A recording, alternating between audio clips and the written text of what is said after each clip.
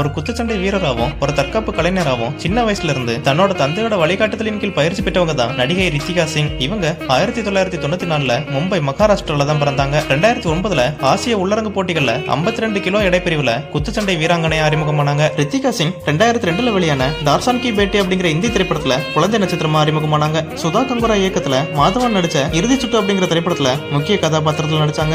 இதுல அவங்களோட நடிப்புக்காக 63வது தேசிய திரைப்பட விருதுகள்ல சிறப்பு குறிப்புல அவங்களோட பெயரும் இருந்துச்சு. இறுதி சுற்று திரைப்படத்தோட தமிழ், தெலுங்கு, ஹிந்தி ஆகிய 3 பதிப்புகள்லயும் இவங்க தான் கதாநாயகியா நடிச்சிருந்தாங்க. 3 மொழிகள்லயுமே இவங்களுக்கு பிலிம்பேர் விருதும் கிடைச்சது. இறுதி சுற்று திரைப்படத்துக்கு பிறகு இவங்க நடிச்ச எந்த ஒரு திரைப்படமே நல்லா போகல.